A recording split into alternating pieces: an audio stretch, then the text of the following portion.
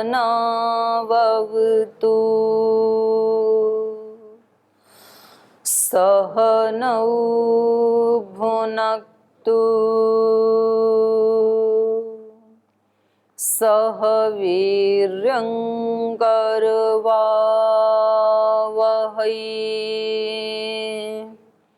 तेजस्विनावधीतमस्तु मा विद्विषावहै।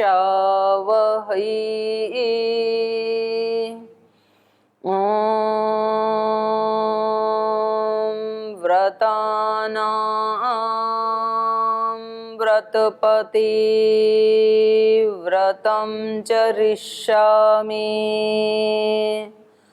तच्छकेयं तन्मे रोध्यताम्। इदमहमनृतात् सत्यमुपैमि ॐ शान्ति शान्ति शान्तिः।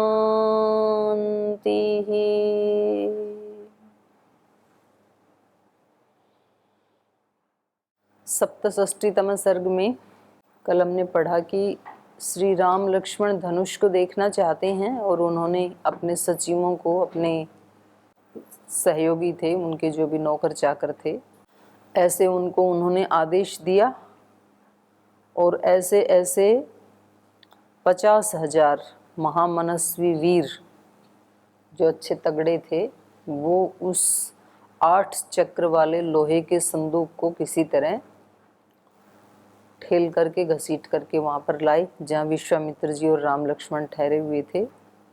और उन्होंने कहा कि ये आपकी सेवा में हम आपकी आज्ञा अनुसार लेकर के आ गए हैं लोहे का संदूक जिसमें धनुष रखा हुआ है।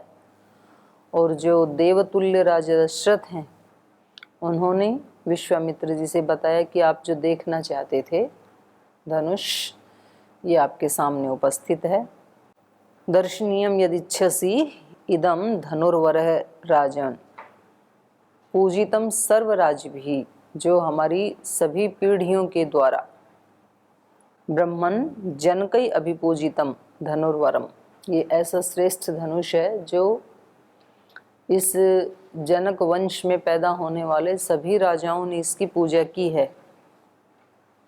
महावीर्यै अशक्तैः पूरितम तदा, लेकिन केवल पूजा ही कर पाई वो इसको पूरितम अशक्तैः। पूर्णा का मतलब होता है प्रत्यंचा चढ़ाना, कोई उठा नहीं पाया इसको आज तक। यद्यपि वो सभी राजा कैसे थे, राजभिश्चय महावीर्यैः, महापराक्रमी राजा थे वो, जनक वंश में पैदा होने वाले। मेरे से पहले राजा जनक कह रही हैं, मुझसे पहले जो हमारे पूर्वज थे वो यद्यपि बहुत वीर्यशाली थे, बहुत पराक्रमी थे, लेकिन तो भी कोई भी इसको प्रत्यंचा चढ़ाने में समर्थ नहीं हुआ। पूरितम अशक्तैहि, वो भी इसको पूर नहीं पाई। ये हमने पढ़ा। आज आगे इससे पढ़ेंगे। आपको कुछ पूछना है तो पूछ सकते हैं पीछे के पाठ से। ओम दीदी जी प्रणाम। दीदी जी, हमने कल इस एक दिव्य धनुष के बारे में पढ़ा जिसे 50,000 लोग मतलब ला रहे हैं उठाकर। तो वो 50,000 लोग जिस धनुष को ला रहे हैं, तो उसको चढ़ाने के लिए राम भगवान उसको उठाएंगे, तो उनकी कुत काठी कितनी होगी? जरूरी थोड़ी है कि भाई उतनी लंबी चौड़ी कदकाठी चाहिए। कभी सामान्य कदकाठी में भी व्यक्ति क्विंटलों वजन उठा लेते हैं। जिस बहन को अभी मेडल मिला है तो उसकी कदकाठी यूँ थोड़ी है कि भाई बहुत कोई लंबा चौड़े कमरे जितनी है। आप जैसी हैं तो भी कोई 70 किलो उठा लेते हैं, ऐसे कोई 1 क्विंटल उठा लेते हैं, अपने से ज़्यादा वेट जितना उनका है। तो बल एक अलग शक्ति है। मेरे मन में ये ऐसा इसलिए आया क्योंकि जब हम लोग छत्तीसगढ़ प्रवास के दौरान गए थे, तो उधर से जंगल के बीच से एक पत्थर पे बहुत बड़ा पैर का निशान बना था। तो हमारे प्रभारीगण बताते थे कि इधर से सीता माता और राम जी जब गए थे वन को, तो ये उनका पैर है। तो उनका पैर एक अब तक उनके पैर का निशान मतलब, और उनके पैर थे कि जो पत्थर के ऊपर निशान छाप दिए। मिट्टी पे निशान तो समझ में आता है आदमी चले तो। वही चीज़, वो जब ये धनुष के बारे में मैंने पढ़ा तो मुझे वो छवि याद आ गई कि पैर इतना बड़ा हो सकता है, तो हो सकता है उनकी काठी भी ऐसी रही हो कि इतना बड़ा धनुष वो उठा लें।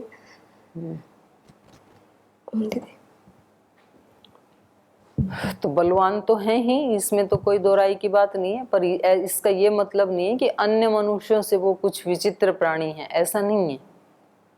तो कदकाठी तो होती ही थी बड़ी। इससे पहले जो आज के जो मनुष्यों की है उसकी अपेक्षा तो अभी कुछ वर्ष पहले भी महाराणा प्रताप का देख लो जा करके।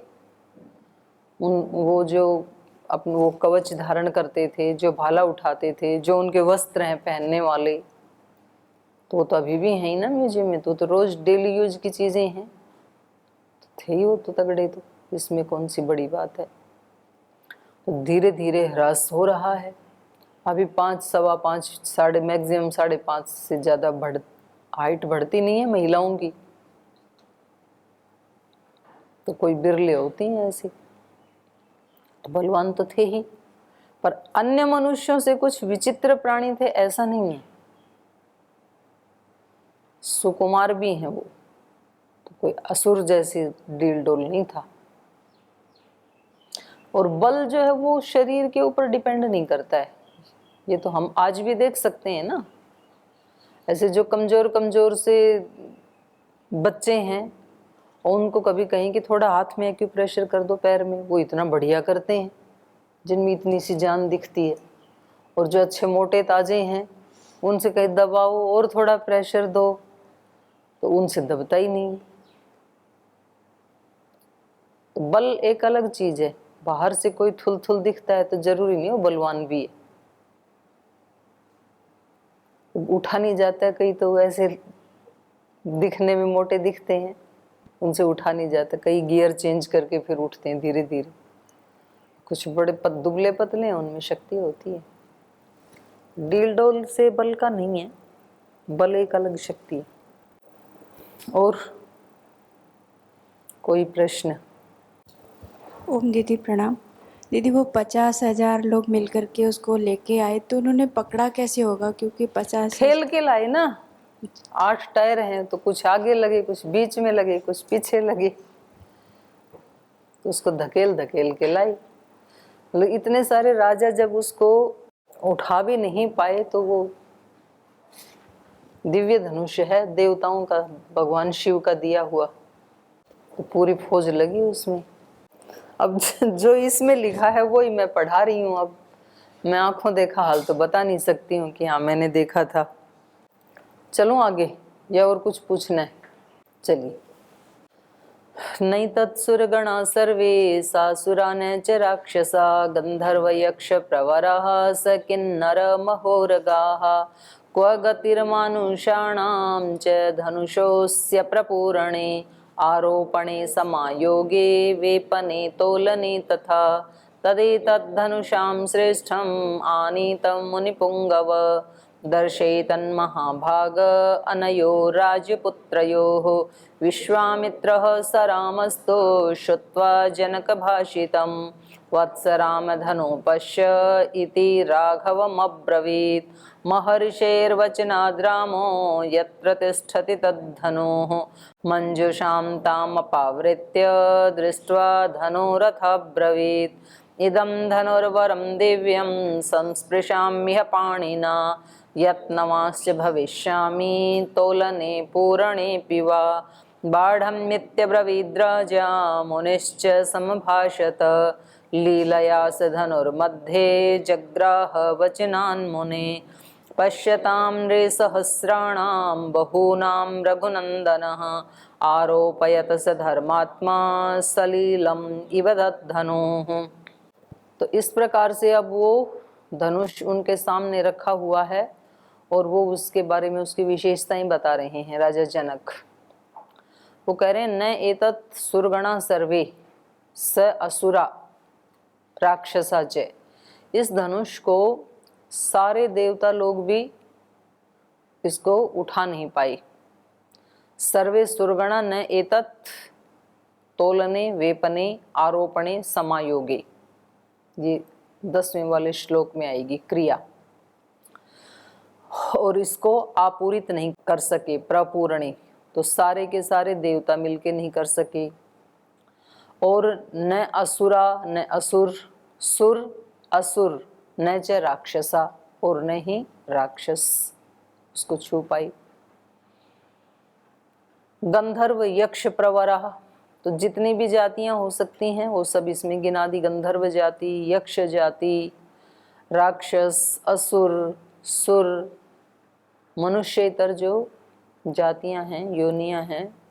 स किन्नर महोरगा, किन्नर, उर्ग, नाग, महोरग, महानाग, ये सारी की सारी जातियां, सबने इसके लिए प्रयास किया लेकिन कोई भी उस धनुष को हिला नहीं पाया।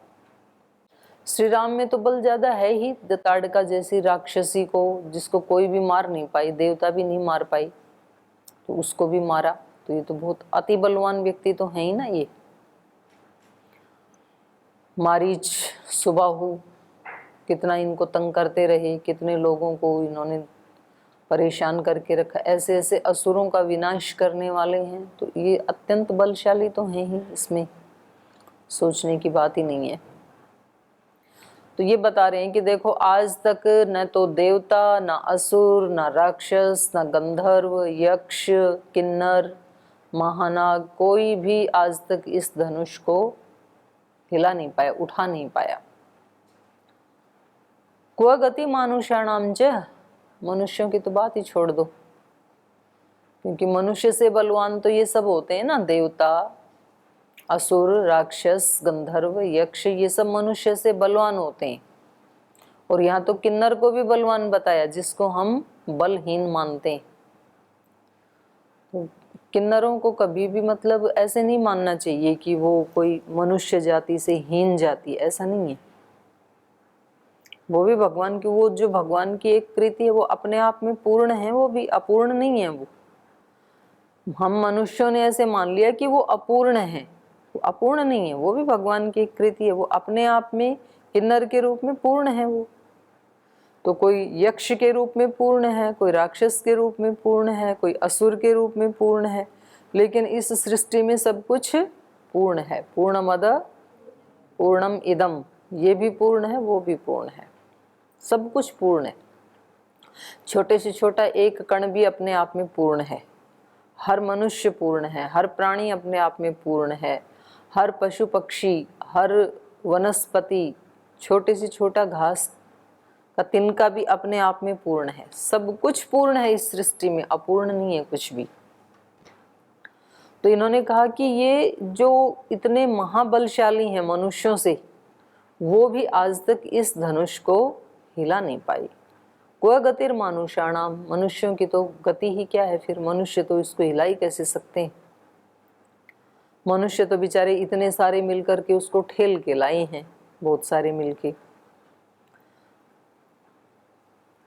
क्व गति मानुषाणाम च धनुषो अस्य प्रपूर्णे, इस धनुष को प्रपूर्ण करने में, माने इसको चढ़ाने में, इसकी प्रत्यंचा चढ़ाने में मनुष्यों की तो गति क्या है, मनुष्यों की तो ताकत ही क्या है, जो इस धनुष को आरोपणे समायोगे वेपने तोलने तथा, जो इसको आरोपित कर सके। आरोपित माने उठा के एक स्थान से उठा के दूसरे स्थान पे रखना, तो कोई नहीं कर सकता ऐसा, कोई मनुष्य।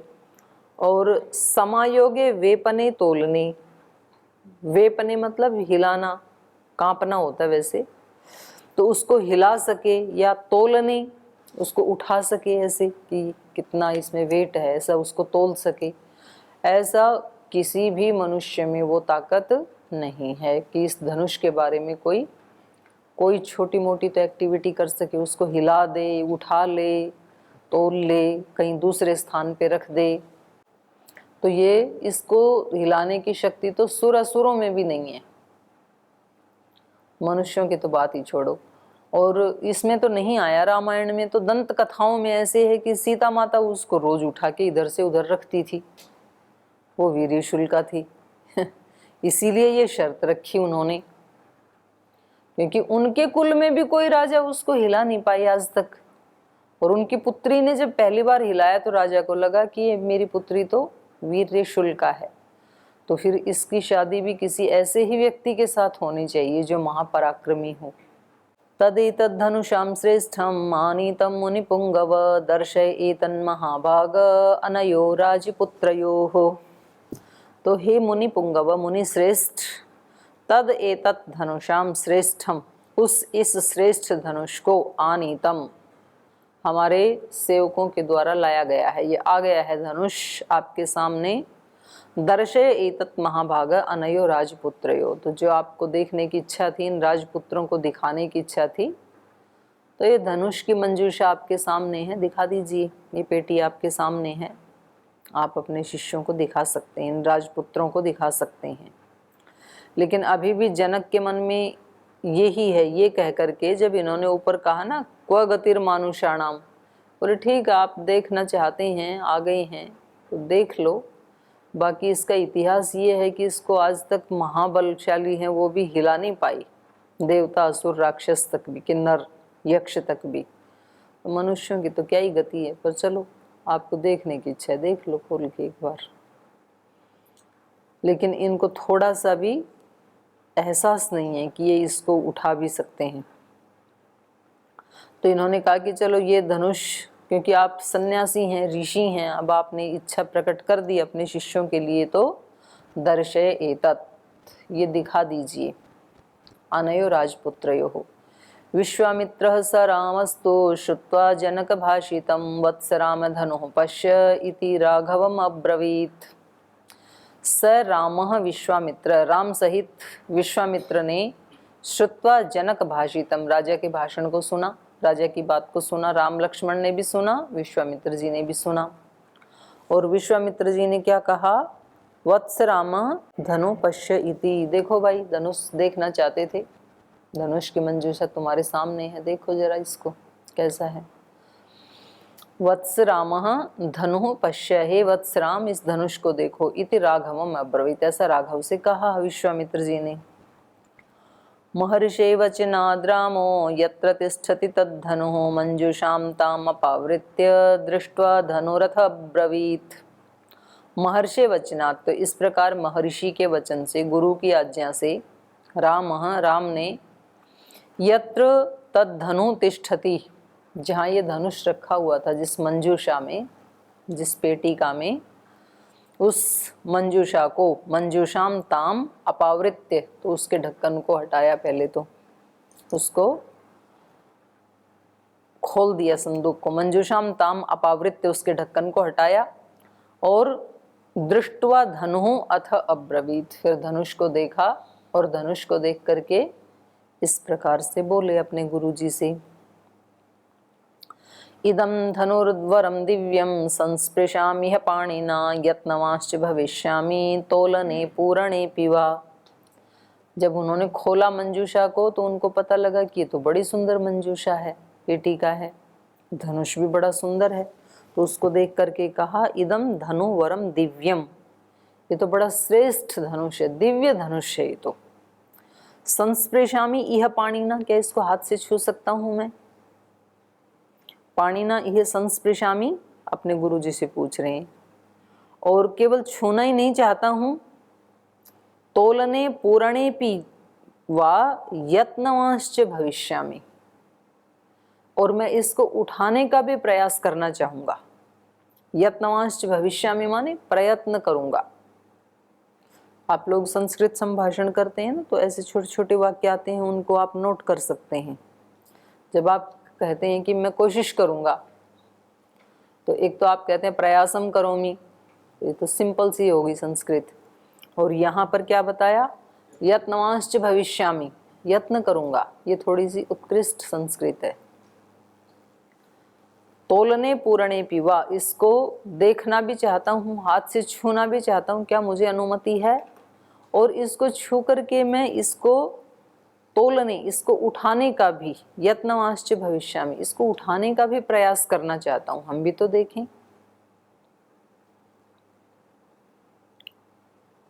बाढ़मित्यब्रवीद्राजा मुनिश्च समभाषत लीलया स धनुर्मध्ये जग्राह वचनान् मुनेः।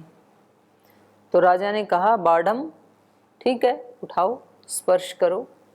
हम तो चाहते ही हैं कि कोई इसको उठा सके, पर मन में इनको ये है कि ये क्या ही उठा लेंगे बेचारे, आज तक कोई उठा पाया नहीं।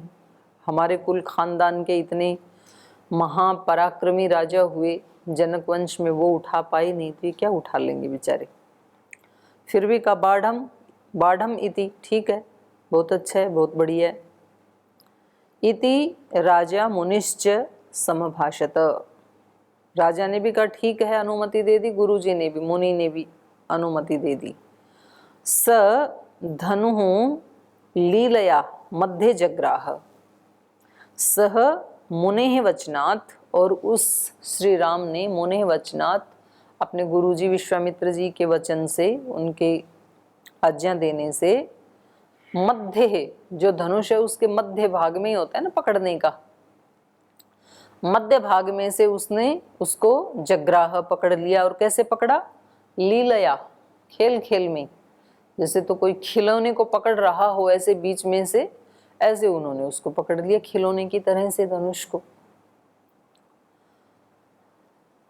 लीलया से धनुर्मध्ये जग्राह वचनान् मुने, अपने गुरु की आज्ञा लेकर के बीच में से पकड़ लिया। और पश्यताम नृसहस्राणाम बहूनाम रघुनंदनः आरोपयत स धर्मात्मा स लीलम इव तद्धनुः।